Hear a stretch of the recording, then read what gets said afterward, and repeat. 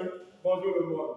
Aujourd'hui pour une nouvelle vidéo en physique, notamment sur la force de Lorentz. Alors dans cette vidéo, je vais vous apprendre à corriger un exercice de force de Lorentz. Force de Lorentz, c'est le mouvement qui s'effectue dans le champ uniforme, appelé force magnétique. Alors, chers amis, suivez attentivement la correction de cet exercice, mais bien avant ça, faites des bonnes lectures. Lisez avec moi. Force de Lorentz, prépa bac, exercice. On désire séparer les deux isotopes 35Cl et 37Cl du chlore de masse respective M1 et M2. Pour réaliser cette séparation, les atomes sont ionisés en ion chlorure, gain d'un électron, dans une source d'ion où ils sortent en haut avec une vitesse négligeable. Les ions sont ensuite accélérés entre deux plaques P et P', entre lesquelles on maintient une tension U0 égale à Vp moins Vp'. Enfin, ils pénètrent dans une région de l'espace où règne un champ magnétique uniforme B orthogonal au vecteur vitesse V des particules en A. À la sortie du champ E, voie schéma. 1. Qu'appelle-t-on isotope? Donnez le rôle du champ magnétique B. 2A. Représentez sur un schéma le champ électrique accélérateur. B. Quel est le signe de U0? 3A. Montrez que les deux ions arrivent en A avec la même énergie cinétique EC. B. Calculez cette énergie. C. En déduit les vitesses V1 et V2. 4.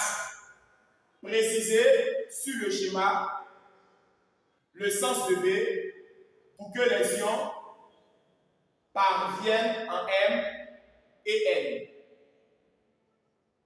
Déterminez la nature du mouvement des particules dans le champ magnétique. On admettra que la trajectoire est plane. B. Exprimez les rayons de courbure R1 et R2. C. Exprimez en fonction de grand B, petit e, M1, M2, V1 et V2 la distance Mn séparant les impacts des ions et calculer Mn. Donnez. Alors, chers amis, nous allons donc passer à la résolution de ce fameux sujet digne d'un film concourance. Dans cette vidéo, je vais vous apprendre à maîtriser facilement les sujets liés à force de Lorentz. Mais bien avant de maîtriser cet exercice, il faut savoir et comprendre ce schéma. Nous quittons de haut à A. Ici, il s'agit de la chambre accélératrice. Dans la chambre accélératrice, il n'existe seulement que le champ électrostatique, d'où la force électrostatique va naître. Dans la chambre où règne le champ B, porte le nom de chambre de déviation. Dans cette chambre-là, existe seulement que le champ magnétique B. Nous allons donc reprendre. Cette chambre que je suis en train de toucher est appelée chambre accélératrice. Dans cette chambre-là, existe uniquement que le champ E. Et s'il y a le champ E, c'est qu'il y a une force appelée force électrique. Dans la chambre que je suis en train de toucher, porte le nom de chambre de déviation. Dans cette chambre-là, possède le champ B. Et s'il y a le champ B, il y a une force appelée force magnétique. À présent, chers amis, vous avez donc la constitution de ce schéma. Il revient seulement que à savoir quelle question poser et comment résoudre à cette question. Sur ce, je vous demande de suivre attentivement la résolution. Alors, la première question posée, nous demandons qu'appelle-t-on isotope? Qu'appelle-t-on isotope. Cher ami, qu'appelle-t-on isotope? Un isotope est un nucléide possédant le même numéro atomique, mais diffère par le nombre de masses. Un isotope est un nucléide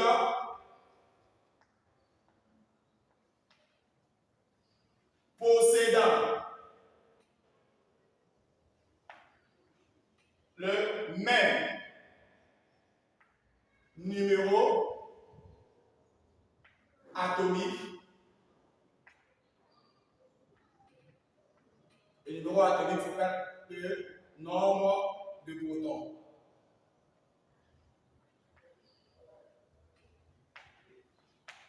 Mais diffère par le nombre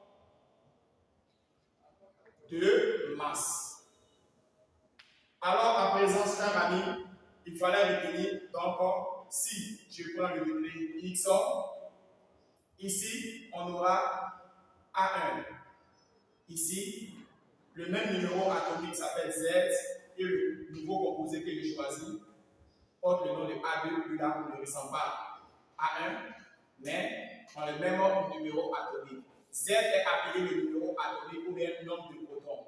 A2 et A1 ne se ressemblent pas. Donc, voici la définition d'un isotope. Après avoir répondu à la première question, à l'intérieur de cette question se trouve une autre question. Donner le rôle du champ B.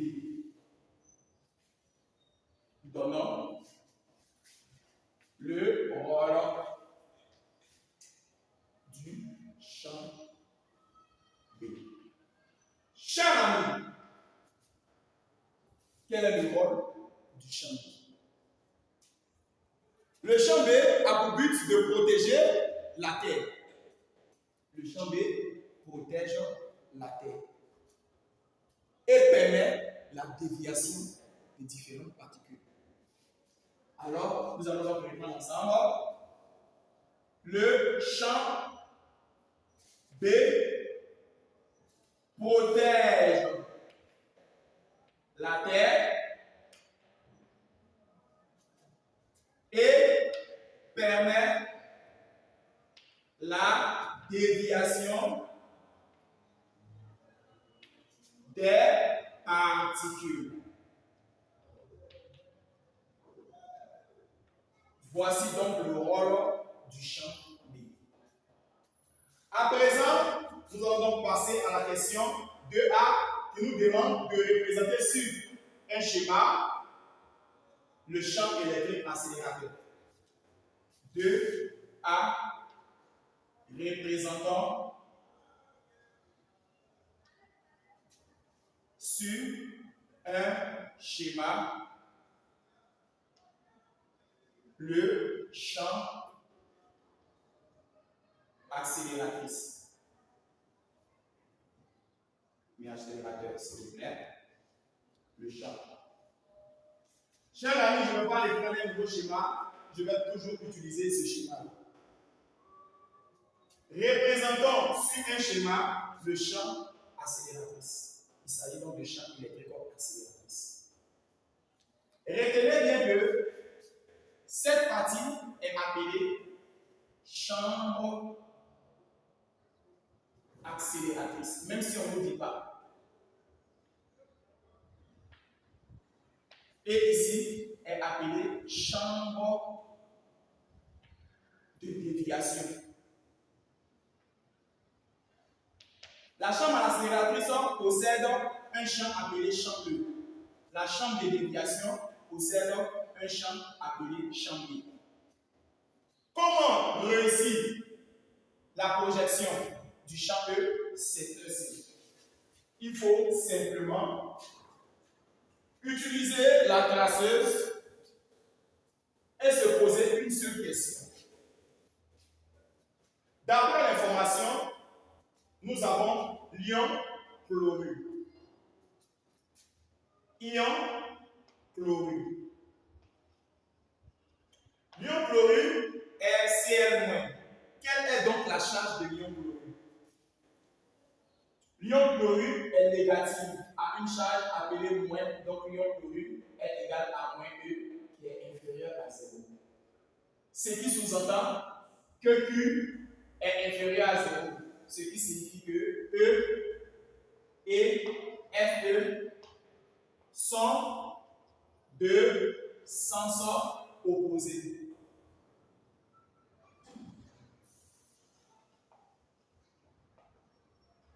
Si E et Fe sont de sens opposés, la première technique à savoir, c'est de savoir représenter la force électrique d'abord. Je vous conseille de représenter toujours la force électrique d'abord. La force électrique est une force qui suit toujours le mouvement de départ. Le but de ce sujet, c'est de quitter où pour aller où, cher ami. Ensemble, nous voyons que nous quittons la chambre accélératrice pour pénétrer dans la chambre de déviation. Ce qui sous-entend qu'ils sont en train de nous montrer la force électrique. Car la force électrique est une force qui suit le mouvement habituel. Alors, nous allons donc représenter dans un premier temps la force électrique. Nous allons donc représenter la force électrique qui quitte du haut vers le bas. Et pourquoi la force électrique quitte du haut vers le bas? C'est qu'en réalité, le mouvement est en train de descendre et la force électrique suit le mouvement. Si on veut donner le sens, on a dit celui du mouvement. Comme l'on quitte du haut pour aller vers le bas, nous sommes en train de descendre. La force électrique nous indique le sens du mouvement. Une fois que nous connaissons cette information-là, il suffit désormais de placer le champ E. Comment réussir le champ E? Très simple. Étant donné que Q est inférieur à 0 et que Fe sont de sens opposés, nous allons donc tracer sur le schéma un sens opposé et de direction verticale. Dans ce cas-là, étant donné que E descend, Fe va s'opposer à ce que E dit. Et pourquoi? Car Q est inférieur à 0.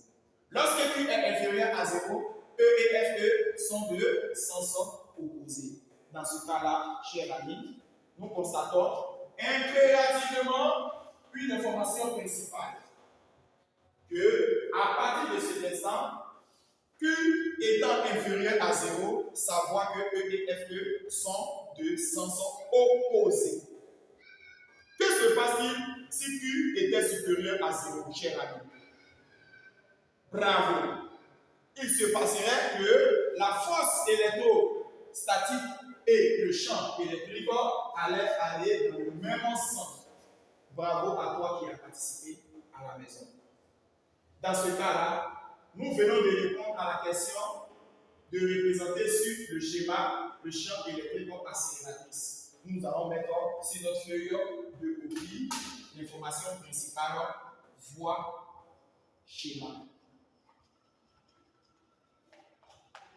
Une fois que nous avons donné cette information, nous allons encore passer à la question suivante. Cette question nous demande de quel est en B le signe de U0. Quel est le signe de U0? Chers amis, à partir de cette question, je vous demande de maîtriser les différentes chansons que je vous apprends. Lorsque un professeur vous demande de donner le signe de la tension, vous ne devez pas dire que c'est supérieur, vous ne devez pas dire que c'est inférieur pour le moment. Vous devez raisonner normalement. Et comment raisonner? La particule qui tombe du point O pour aller vers le point A. Donc il y a accélération des particules. Nous allons donc dire le mouvement s'effectue de la plaque P vers la plaque P'. Une fois que nous avons dit que le mouvement s'effectue de la plaque P vers la plaque P', nous allons donc dire Q égale à moins E inférieur à 0, E décroît les potentiels. Une fois que l'on a dit que E décroît les potentiels, nous allons donc parler de l'information principale. E et FE sont deux sens opposés.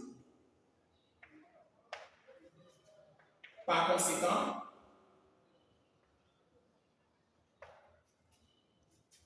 U, P, P' serait donc égal à la différence de potentiel VP moins VP'.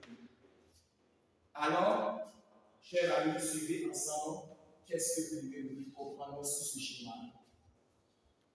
Vous allez donc regarder la flèche de E tout en mettant sur l'endroit qui est situé sur la flèche le signe moins. Car on vient de signifier que E décroît les potentiels. E est attiré vers les plaques négatives. Alors, nous allons donc maquiller l'information plus ici. Et pourquoi nous avons maquillé moins en haut? Vous regardez la flèche de E et vous dites que E est dirigé de la bande positive vers la bande négative. C'est ce qu'on appelle E décroît les potentiels. Ce qui signifie que la plaque P est chargée négativement et la plaque P' est chargée positivement. Alors, notre information située là, comment nous pouvons utiliser, quel signe utiliser pour pouvoir vérifier cette hypothèse? On remarque que P' est positif, quant à P est négatif. P étant négatif et P' positif, nous allons donc dire que VP moins VP' est inférieur à 0. D'où la résolution d'une équation. P est inférieur à VP'. Une fois que c'est fait, cela peut signifier que l'écriture qui donne cette information-là, cette information étant négative, c'est que l'écriture U, P, P' serait donc inférieur à 0. Étant donné que l'écriture U0 porte le nom de U, P, P', alors si cette écriture-là est négative, c'est que U0 est négative. Alors, nous pouvons donc signifier que P, d'après le schéma, P est la plaque chargée négativement.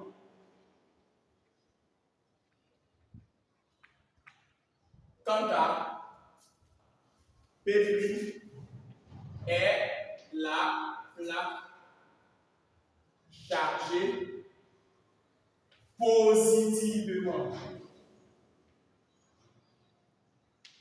Après, il ressort automatiquement que l'endroit où vous avez mis donc P est de signe négatif et l'endroit où vous avez mis P' est de signe positif. Alors à présent, nous avons donc répondu à la question de B. Nous allons donc passer à l'une des questions. La prochaine question est de montrer que les deux ions arrivent en A avec la même énergie cinétique. Montrer que les deux ions arrivent en A avec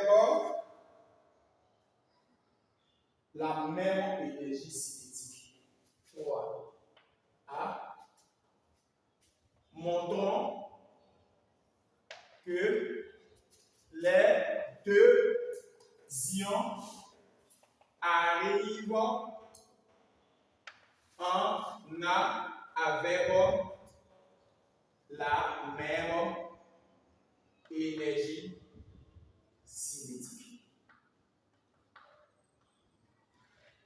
Chers amis, comment répondre à cette question?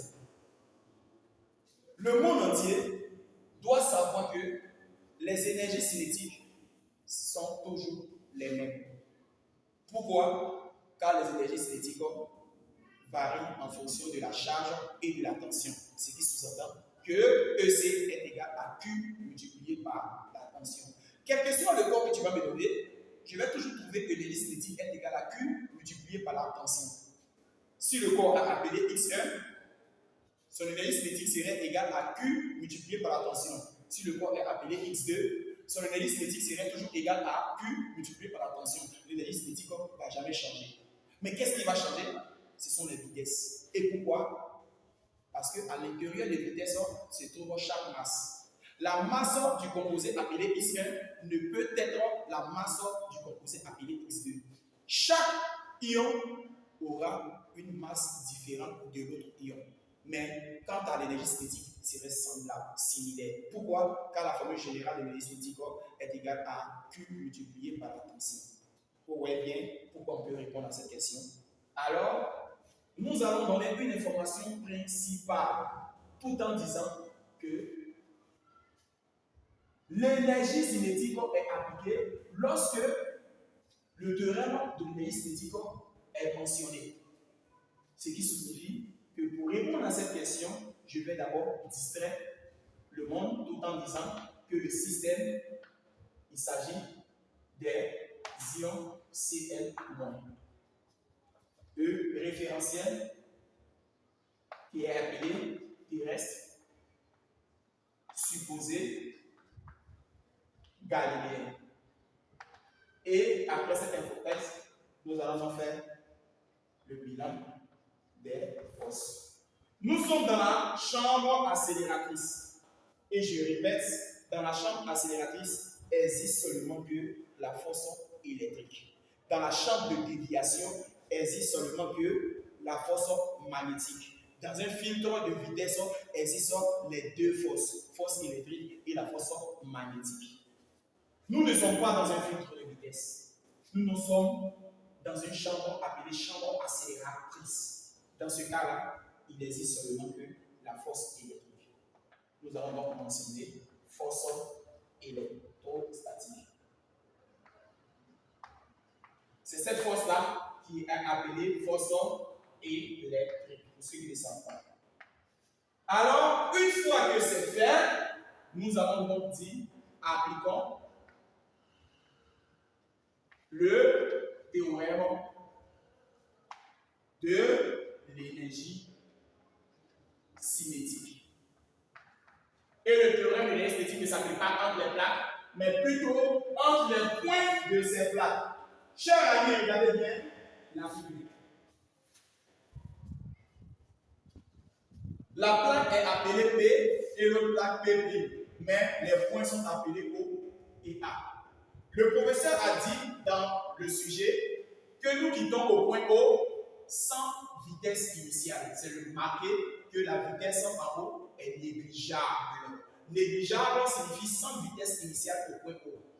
On arrive au point A avec une vitesse. Alors, il y a lieu d'appliquer la variation de l'énergie cinétique. Ce qui sous-entend variation de l'énergie cinétique entre le point de départ et le point d'arrivée est égal à somme des travaux des forces extérieures appliquées à ce système. Ce qui sous-entend qu'on quitte en haut pour aller vers A.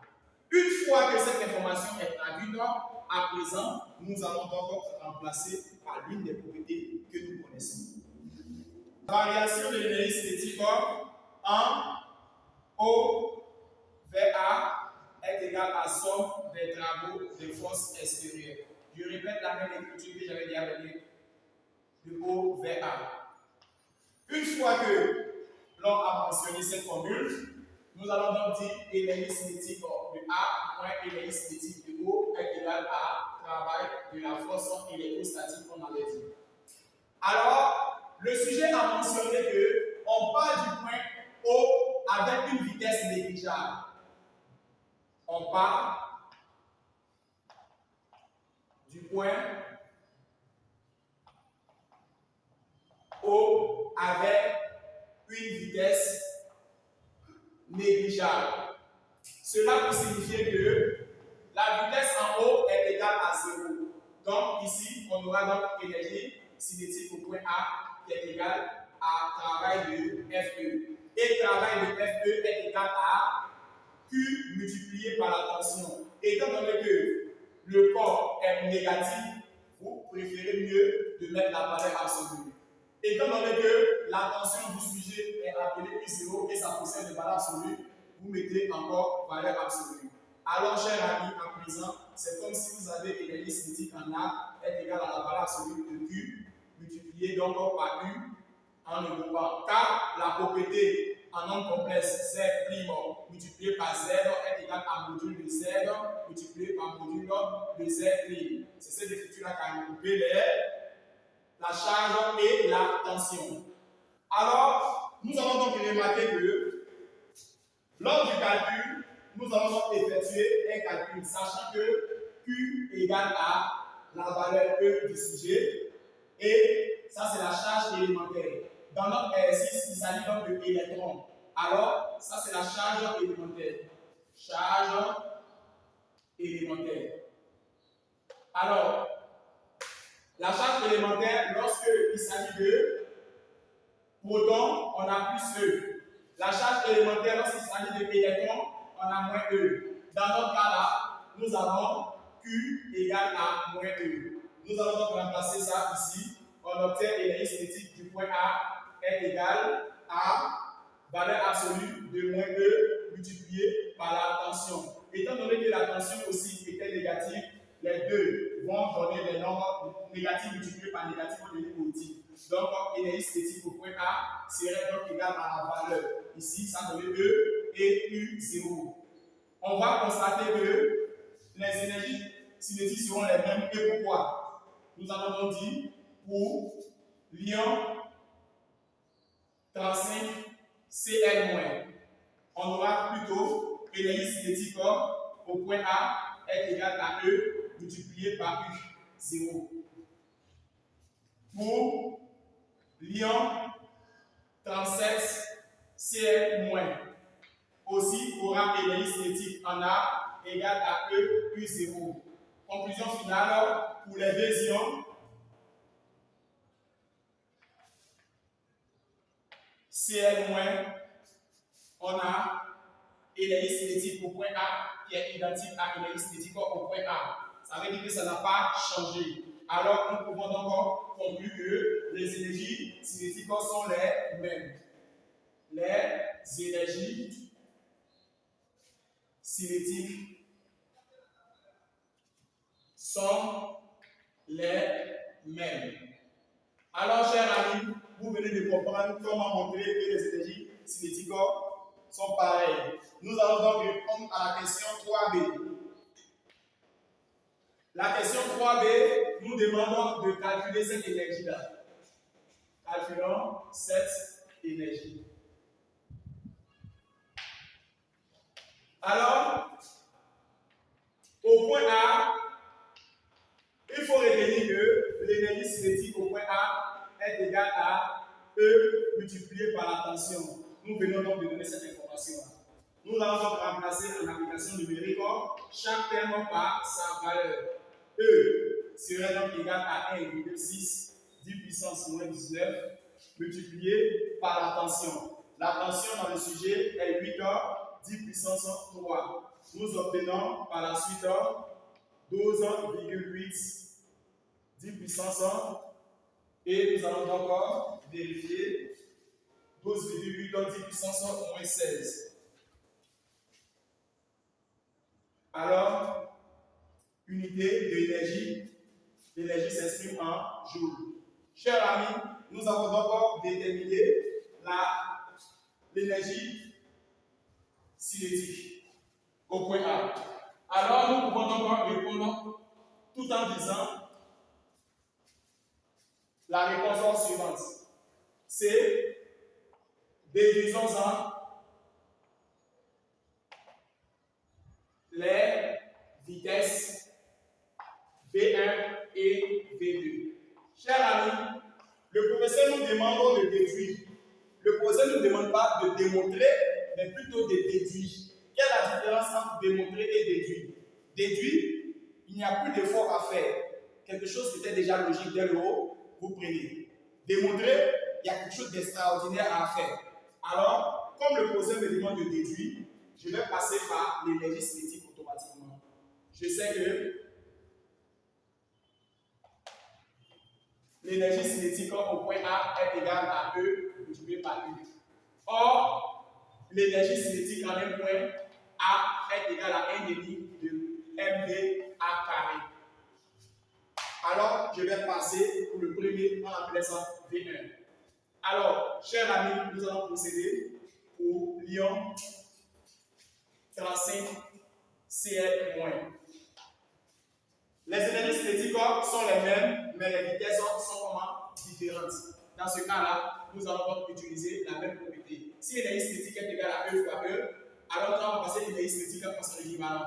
Pour le premier, aura pour masse M1. Donc, pour l'ion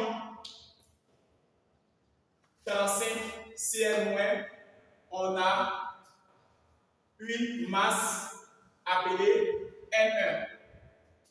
Alors, nous allons donc commencer ici, tout en disant énergie cinétique en 1 est égal à 1 demi de M1 V1 au carré.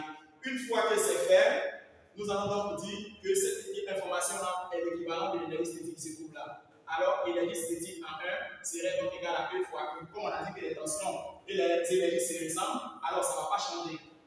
Nous allons donc prendre l'hypothèse ici, remplacer EC1 par son équivalent. Donc c'est comme si on avait EC1 en astérisque ici est égal à EC1 en 2 fois astérisque ici. Nous allons donc dire que EC1 égale à EC1, ce qui sous-entend que EC1 du premier s'appelle 1 demi de M1 V1 au carré.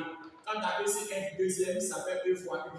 Dans ce cas-là, nous allons dire que V1 au carré est égal à 2EU, le tout sur M1. Dans ce cas-là, V1 serait donc égal à racine de 2EU sur M1. Alors, le professeur a demandé de déduire les. Alors, V1 est égal à 909 mètres par seconde. Alors, en termes de puissance, ça fait 2,09 fois 10 puissance 5. Alors, nous allons commencer à calculer la vitesse V2. V2, automatiquement, on va prendre la même formule, mais on aura 2 fois E fois U0 sur la masse 2 du composé appelé Cl-, 37 Cl-. Une fois que c'est fait, nous allons donc passer au calcul. On aura 2 fois 1,6 10 puissance moins 19 fois 8 10 puissance 3 sur la masse du composé Cl, 37 Cl-, on a 6,14 10 puissance moins 26. Nous allons donc effectuer donc le calcul.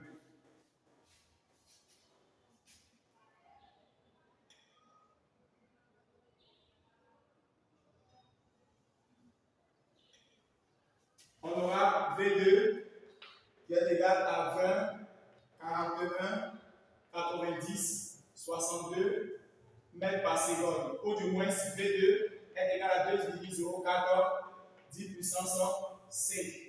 Et là, on met mètres par seconde.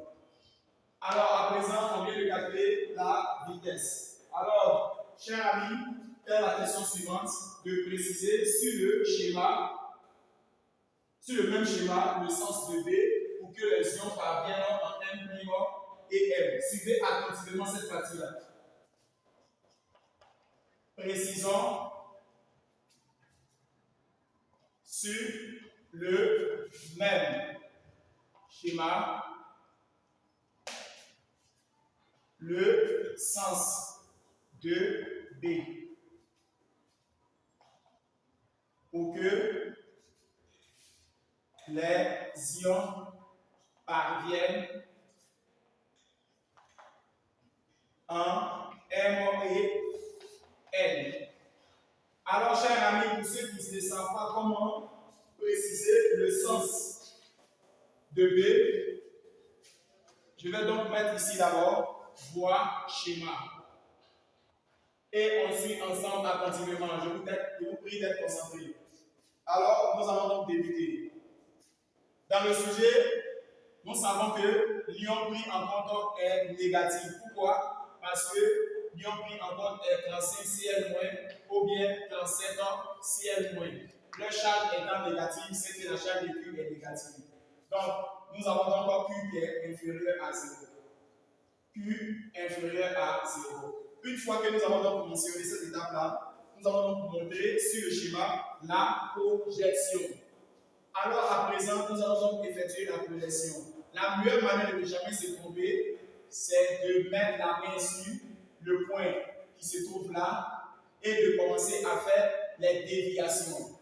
Une des déviations va aller en M, quand à l'autre déviation va aller en M. Alors, donc voici comment vous devez représenter les déviations. Une déviation va aller en M et l'autre déviation va aller en L. Une fois que c'est fait, vous allez maintenant représenter la force magnétique. Alors, c'est la force magnétique qui va vous intéresser. Comment représenter la force magnétique, chers amis? Vous devez mettre votre traceuse et représenter cette force-là qui est appelée Fm. Si l'on vous demande pourquoi vous avez représenté la force magnétique sur cet endroit-là, vous répondez simplement que la force magnétique suit toujours la déviation. Je répète, la force magnétique suit toujours la déviation. Donc, étant donné que la force magnétique suit la déviation, on aura simplement une information capitale. La force magnétique suit toujours la déviation. Une fois qu'on a montré le sens de déviation de la force magnétique, ce qui va nous intéresser, déjà, c'est le sens de B. Pour trouver le sens de B, il faut regarder d'abord la charge Q.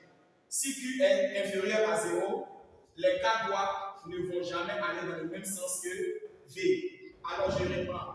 Si Q est supérieur à 0, les quatre doigts que vous voyez là doivent aller dans le même sens que V0. Le pouce va indiquer la force magnétique et la paume va indiquer si c'est sortant et le dos de la paume va indiquer si c'est entrant. Donc lorsque vous voyez le dos de la main, automatiquement vous dites que c'est entrant. Lorsque vous voyez la paume, c'est que c'est sortant. Si vous voyez les quatre doigts, ça indique que Q est V lorsque Q est supérieur.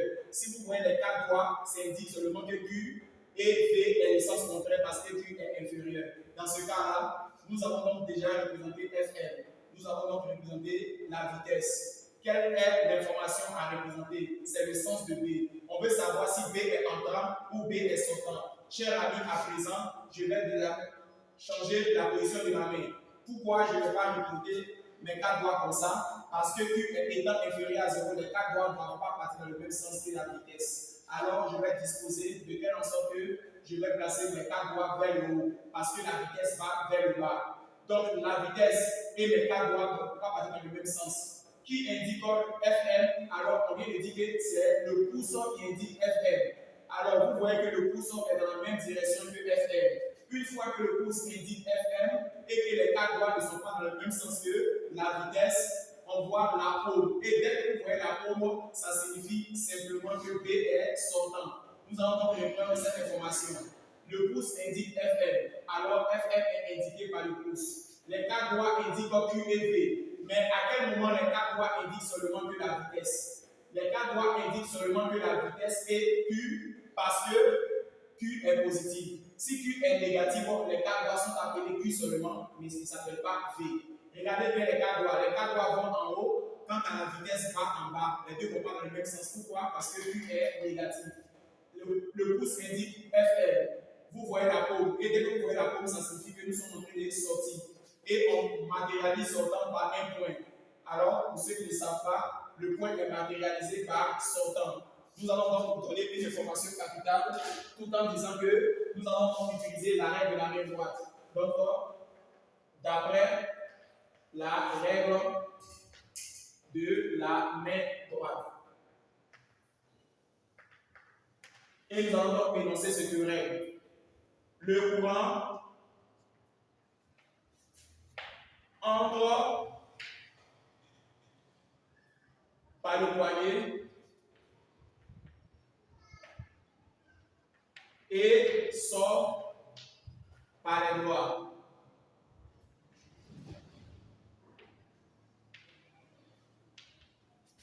Le pouce bien écarté indique le champ B. Ça, c'est l'arrêt de la main droite. Si jamais vous voulez utiliser l'arrêt des 3 doigts, vous pouvez donc donner ces informations-là.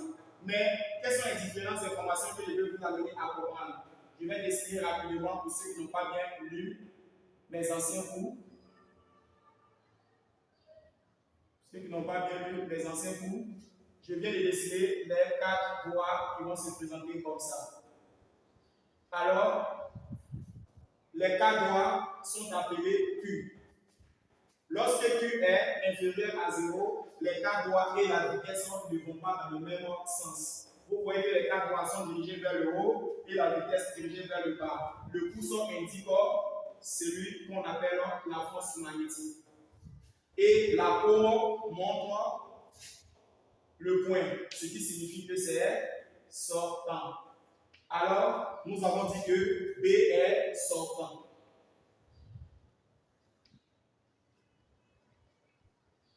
Nous avons donc répondu à la question que le vecteur champ B est comment? Sortant. Et sortant est matérialisé par un point.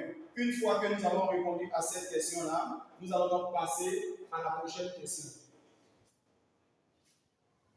Alors, chers amis, en 5A, déterminons la nature du mouvement des particules dans le champ magnétique. On admettra que la trajectoire est plane. Alors, pourquoi ils ont dit qu'on admettra que la trajectoire est plane? Ils savaient qu'il y avait 3 natures. La première nature est uniforme. La deuxième nature est plane. Et la troisième nature est circulaire.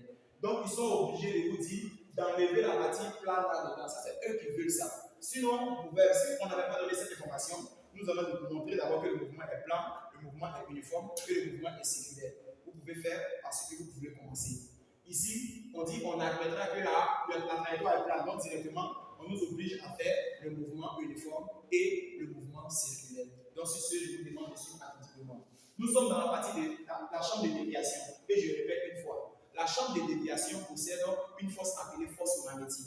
La chambre accélératrice possède une force appelée force électrique. Alors, je reprends une dernière fois. La chambre accélératrice possède une force électrique. Quant à la chambre de déviation, possède une force appelée force magnétique. Nous sommes ici dans un exercice de quoi? Champ magnétique. Pour cela, il faut toujours faire l'étude dynamique. Qui parle d'étude dynamique parle de système référentiel et le bilan des forces. Mais ici, la force, il s'agit donc de la force magnétique. Suivez. Système référentiel.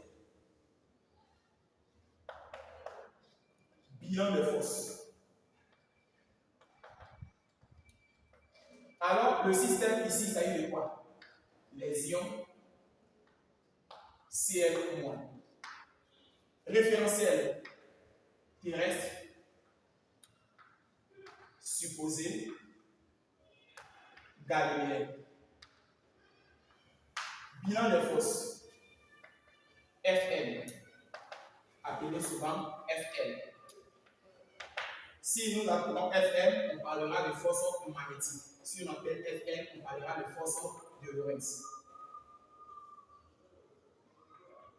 Une fois qu'on a donné cette information, toute personne qui veut donner la nature du mouvement doit forcément appliquer le théorème de l'Énéis-Lético pour montrer que le mouvement est vraiment uniforme.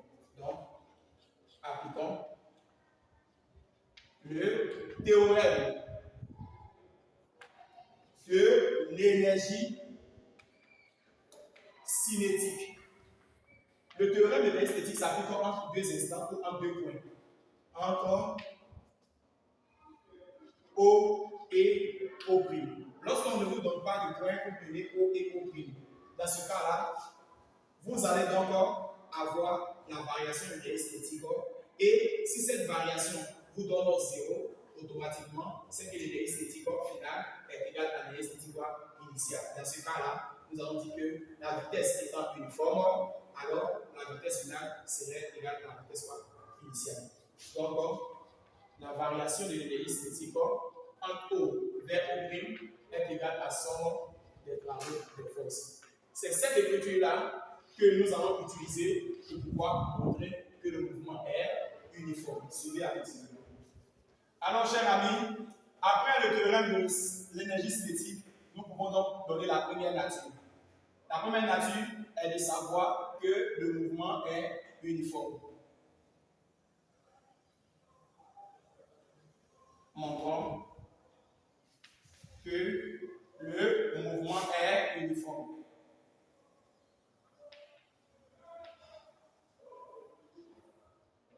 Pour montrer que le mouvement est uniforme, on va se servir de ce que nous avons utilisé comme application tout à l'heure.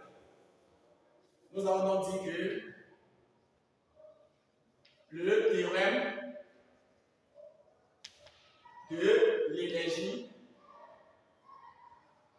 cinétique se traduisait par une information principale, variation de l'énergie cinétique comme encore O et O' était égale à la somme des travaux de force extérieure appliqués à ce système appelé le O vers O'. Alors à présent, nous allons encore utiliser l'énergie cinétique au final, moins l'énergie cinétique initiale est égale à travail de Fm. Fm étant le travail de mon exercice, alors travail de Fm. Une fois que c'est fait, nous allons donc trouver l'équivalent de l'énergie cinétique. 1 demi de MV0' carré moins 1 demi de MV0 carré égale à travail de Fm. Fm ne travaille pas. Et pourquoi? Nous allons donc signifier ça. Travail de Fm est égal à puissance multipliée par le temps, qui donne 0. Alors, conclusion finale, il faut savoir que Fm ne travaille pas. Fm ne travaille pas. Cela signifie que le travail de Fm donne comme valeur 0. On aura donc ici, en mettant un début de M dans facteur commun, on aura V0 carré moins V0 égale à 0. Une fois que c'est fait, un demi va passer au côté, on a R1 V0 plus 1 au carré moins V0 au carré égale à 2 fois 0. Une fois que c'est fait, on obtient donc V0 plus 1 au carré moins V0 au carré est égal à 0 sur M. Le M va passer en bas de 2 fois 0, donc 0 sur M. On aura donc V0 plus carré moins V0 carré est égal à 0. Du coup, V0 prime égale à V0. Car une propriété nous est chère en disant A au carré égale à B carré. Nous avons donc A égale à B. C'est cette propriété que nous allons donc utiliser. Étant donné que les deux vitesses sont identiques, alors le mouvement est donc uniforme. On a V0 prime égale à V0 égale à une constante. Si deux vitesses sont les mêmes, alors le mouvement est uniforme. On vient de montrer que le mouvement est uniforme. Nous allons donc montrer que le mouvement, par exemple, est circulaire. Et comment procéder? Montrons que le mouvement est circulaire. Uniforme. Alors, à présent, chers amis, pour montrer que le mouvement est circulaire, il faut toujours d'abord faire l'étude dynamique. Ici, système, référentiel, bilan des forces. Alors, que vaut le système? Les ions, Cl-. Référentiel, terrestre, supposé, galiléen. Bilan des forces. Fm, la force magnétique. Vous voyez que j'ai fait semblant de répéter, mais il s'agit de la même information. Ce qui m'intéresse à présent, c'est que si vous voulez trouver la nature d'un mouvement qui est appelé circulaire, vous êtes obligé d'appliquer le théorème de centre d'inertie. Par contre, quand vous voulez montrer que le mouvement est uniforme, vous appliquez le théorème de l'énergie cinétique. Alors ici, comme le mouvement est circulaire, nous allons encore appliquer le théorème du centre d'inertie. Alors le théorème du centre d'inertie de Grasse n'appliquez pas en 2 instants, car le théorème du centre d'inertie ne s'applique pas en 2 instants. Ce théorème du centre d'inertie est appelé la deuxième loi de Newton. Alors, chers amis, à présent, somme des forces extérieures est égale à MAG.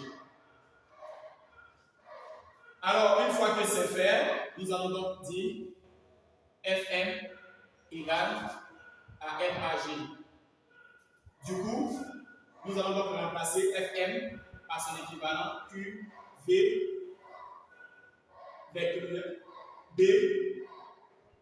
qui est égal à MA. Une fois que c'est fait, nous allons donc tirer A. A égale à Q V0 vectoriel B sur M. Nous allons donc chercher la valeur de A sans valeur absolue et la valeur de A sans les vecteurs. A sans vecteur serait donc égal à moins E V B avec 0 et sur M. Une fois que c'est fait, voilà celui de moins E va sortir E. Du coup, on a A égale à E, V0, B, le tout sur M. Chers amis, la valeur de A pour B est une constante. Après cette information, nous allons donc projeter dans la base de Freenet. Et pourquoi la projection va se faire dans la base de Freenet? Parce que le mouvement est dit circulaire. Lorsque le mouvement est circulaire, vous devez faire la projection dans la base de Freenet. Si le mouvement est uniforme, vous devez faire appliquer le théorème de l'énergie cinétique. Si le théorème est plat, si on veut montrer que le mouvement est plat, vous appliquez le théorème de centre d'inertie, dans le repère OI, J et K. Alors A est égal à une constante. Nous allons donc projeter dans la base de Freenet. Projetons selon la base de Freenet. Alors, qu'est-ce que vous devez retenir sur la base de Freenet? La normale et la tangentielle. Excellent. Dans ce cas-là, nous allons donc dire A avec vecteur est égal à A normal de normal plus A tangentielle de tangentielle. Ce qui va impliquer une écriture A égale à AN plus AT. Une fois que c'est fait, nous allons donner les différentes informations. Accélération normale est égale à la vitesse au carré sur grand R. Quant à l'accélération tangentielle, est égale à la dérivée de la vitesse par rapport au temps. Dans l'exercice de force de Lorentz, sa valeur est égale à 0. Une fois que c'est fait, alors A serait donc égal à V0 au carré sur R. Quant à la valeur de AD qui est égale à 0 plus 0. Dans ce cas-là, on obtient A est égal à V0 au carré sur R. Une fois que nous avons donné cette information, à présent, nous allons donc remplacer A par son équivalent en haut. A avec pour écriture E V0 B sur M.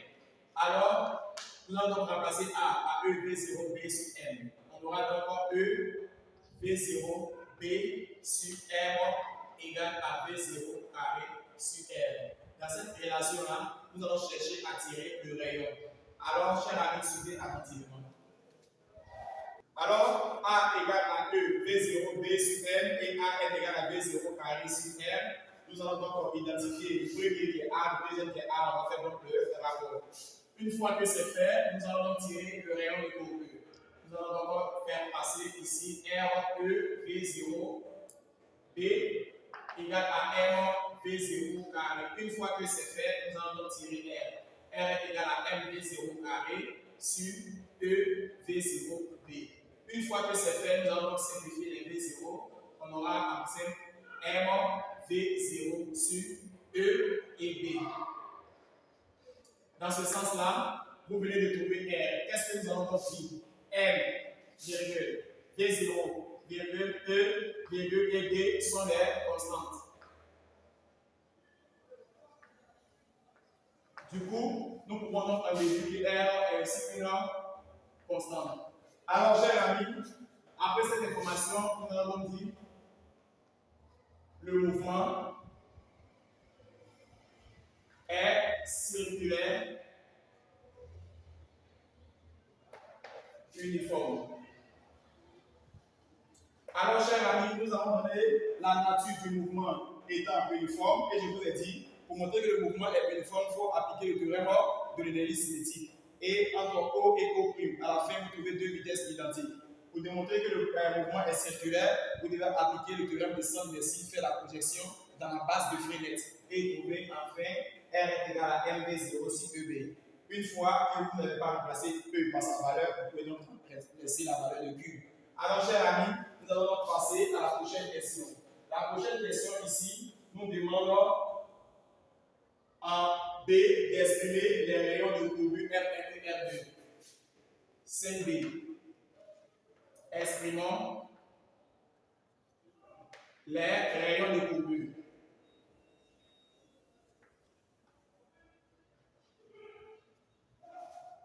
R1 et R2.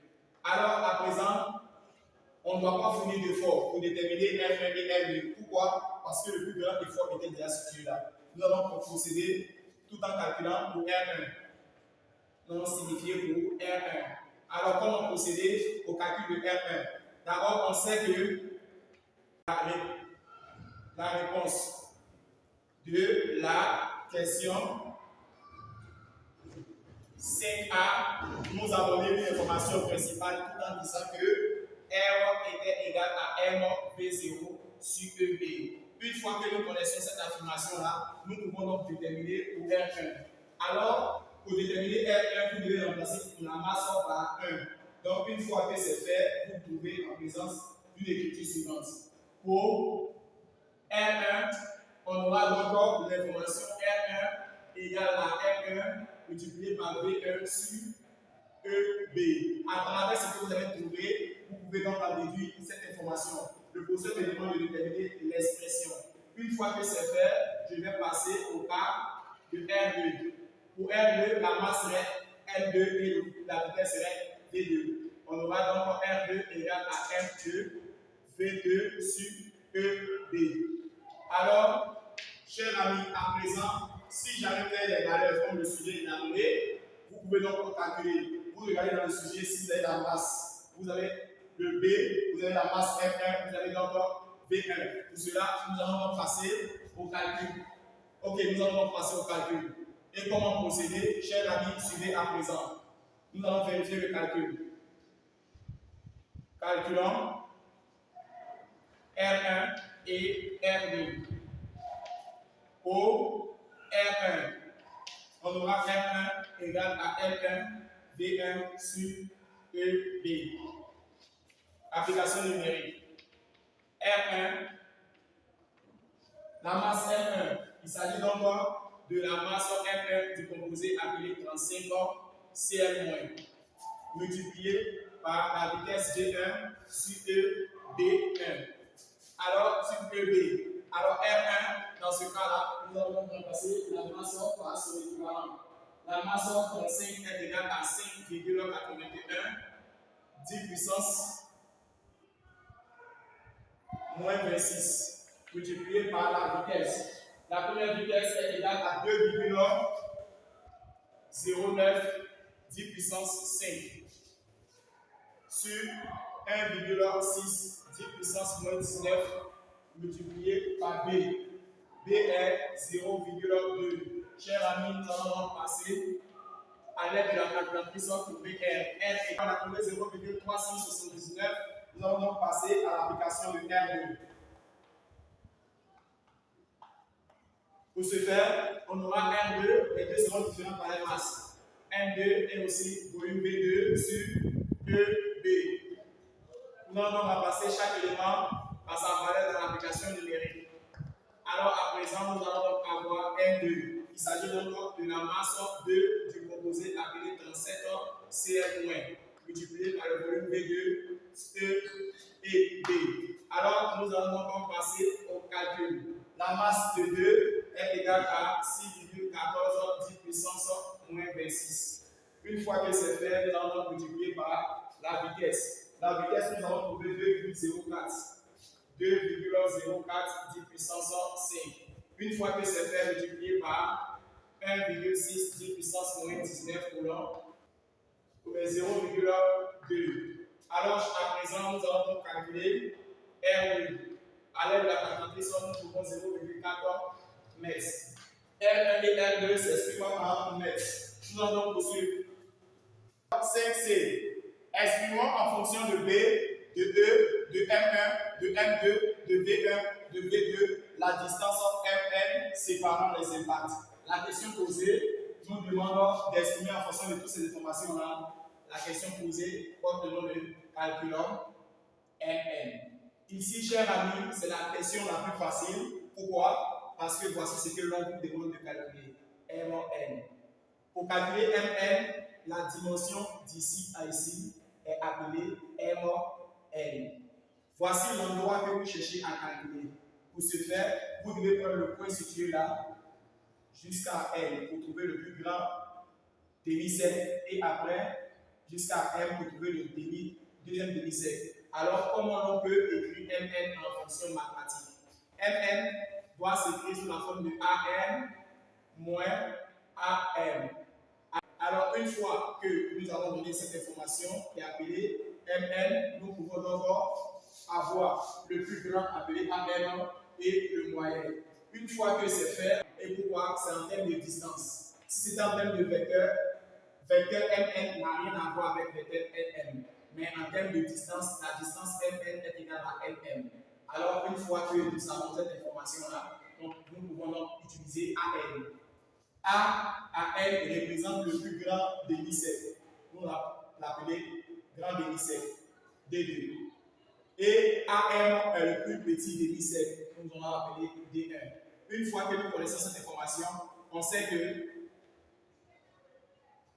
diamètre égale à 2 fois rayon. Du coup, ML est égal à 2 fois rayon 2 moins 2 fois rayon 1. Nous allons donc mettre 2 en facteur commun. On aura R2 moins R1. Et une fois que c'est fait, nous allons donc remplacer R2 par notre écriture qui possède M, V et EB. Alors, or, R2 est égal à M de V2 sur EB. Quant à R1 est égal à M1 V1 sur EB. Alors, chers amis, à présent, nous allons donc avoir Mn est égal à 2 fois et l'information M2 V2 sur EB moins l'autre information M1 V1 sur EB. Alors, voici donc l'écriture en fonction